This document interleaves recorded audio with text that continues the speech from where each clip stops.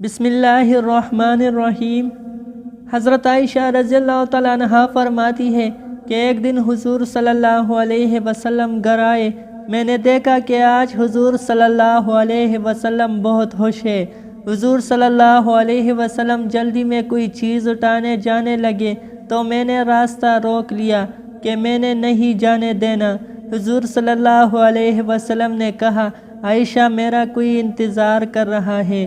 اما عائشہ رضی اللہ تعالیٰ عنہا نے کہا، حضور صلی اللہ علیہ وسلم لوگ تو آئے ہی رہتے ہیں، میری بات سن لے۔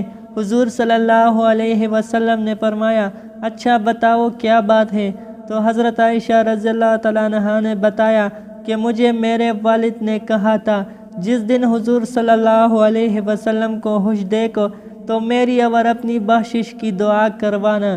حضور صلی اللہ علیہ وسلم نے ہاتھ اٹھائے، اے اللہ عائشہ اور ابو بکر کو عزت والی زندگی عطا فرما، اے اللہ ان کا حساب قیامت میں آسان فرما، اور پھر کہا، اے اللہ انہیں بغیر حساب ہی جنت عطا فرما۔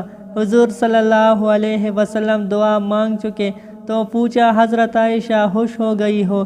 جی حضور میں خوش ہو گئی ہوں۔ حضور صلی اللہ علیہ وسلم اٹھ کے جانے لگے تو واپس لوٹ آئے اور کہا، عائشہ میری دعا سن کے رو رہی ہو؟ مجھے قسم ہے اس ذات کی جس کے ہاتھ میں میری جان ہے، میں اپنے ہر امتی کے لیے یہی دعا دن میں 2 مرتبہ مانگتا ہوں۔ سبحان اللہ۔